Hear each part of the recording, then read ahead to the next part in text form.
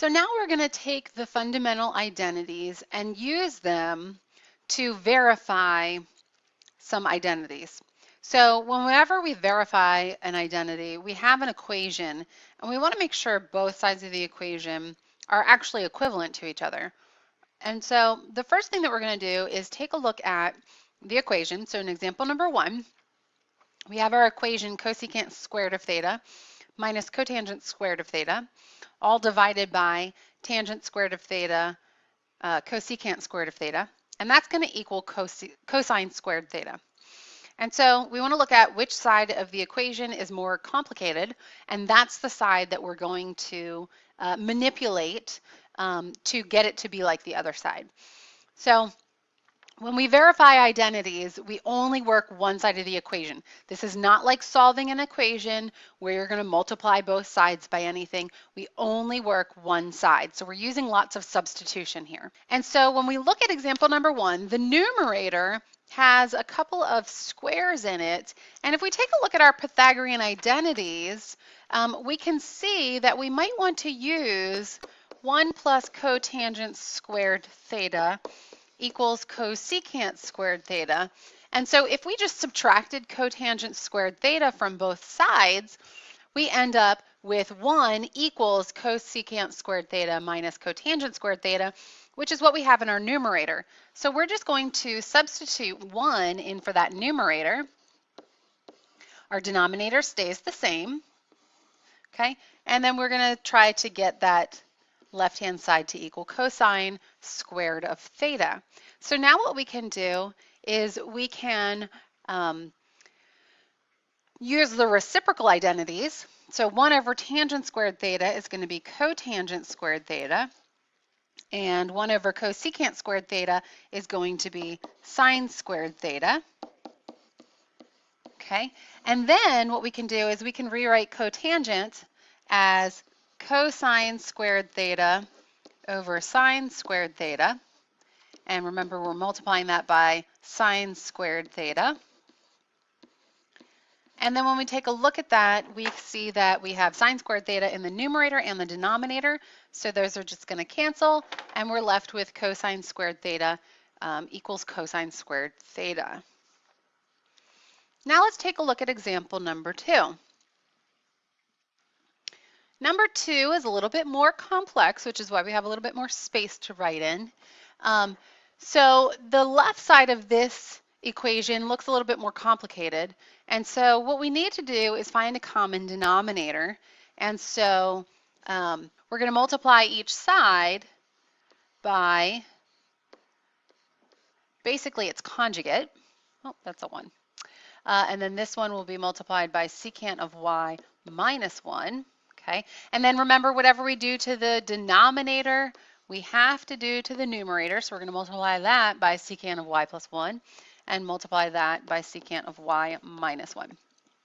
Okay, so when we multiply, the numerator becomes secant of y plus 1 plus secant of y minus 1. And then our denominator, remember that when we multiply secant of y plus 1 and secant of y minus 1, that becomes a difference of 2 squares. So we get secant squared y minus 1.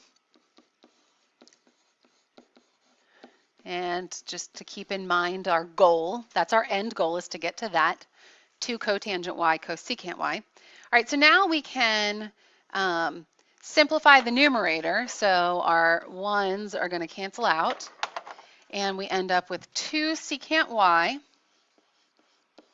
Okay, and then our denominator looks a lot like a Pythagorean identity. If we were to take the Pythagorean identity where 1 plus tangent squared of y equals secant squared of y, and if we subtract 1 from both sides, we end up with tangent squared of y equals secant squared y minus 1. So we can replace this with tangent squared y. And then we can rewrite this into terms of sine and cosine. And so we know, well, first I'm going to write 2 secant of y.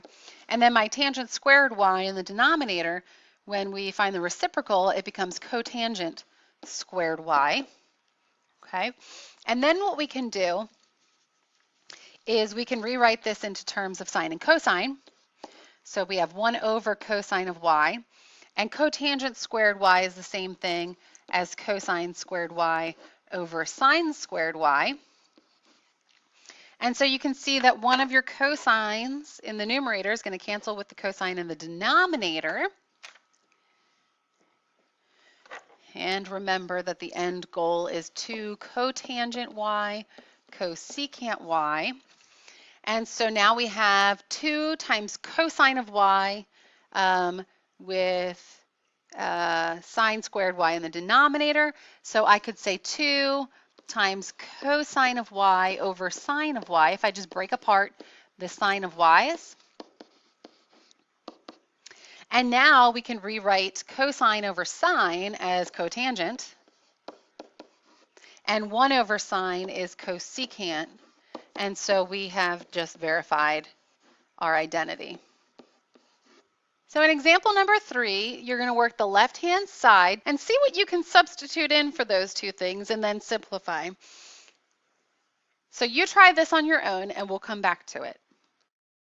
So you can see in example number 3, I used the Pythagorean identity to make some substitutions, and then I used the cotangent identity or quotient identity and then simplified. All right, in example number 4, see what you can do to the left-hand side. You might want to think about changing things into terms of sine and cosine. So go ahead and work through that one, and we will come back to it. Okay, so you can see that we substituted, or we expressed cosecant of x and tangent of x in terms of sine and cosine, and then could do some simplification. And so we end up that secant of x equals secant of x. All right, so now let's take a look at number 5. And we want to, this time we have the right-hand side is a little bit more complicated. And so we are going to work the right-hand side. And very similarly to example number 2, we want to multiply the denominator by secant of beta plus tangent of beta.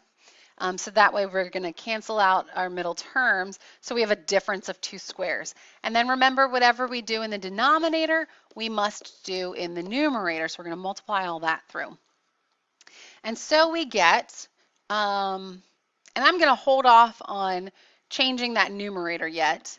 I'm not going to distribute my cotangent of beta just yet. And so we just have our numerator. And then when we multiply the denominator, we end up with secant squared of beta minus tangent squared of beta. Okay, and you can either on your paper or on a scrap sheet of paper, you could do all of that multiplication if you're not seeing that difference of squares right away. Okay, so the next thing we're going to do is take a look at our Pythagorean identities.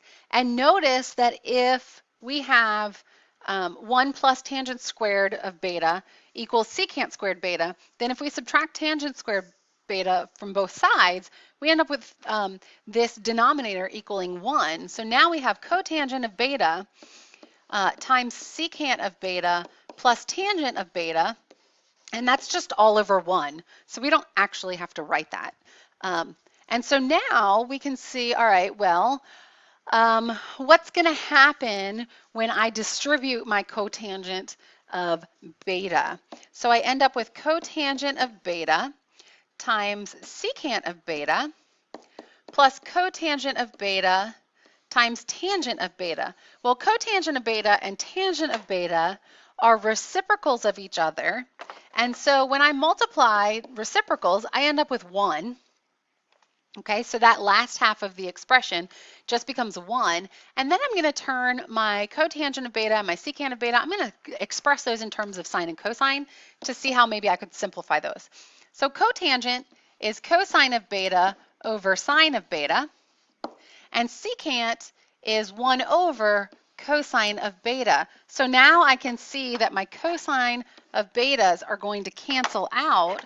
And so I'm left with 1 over sine of beta plus 1 which is the same thing as the cosecant of beta plus 1, which is what we were trying to get to.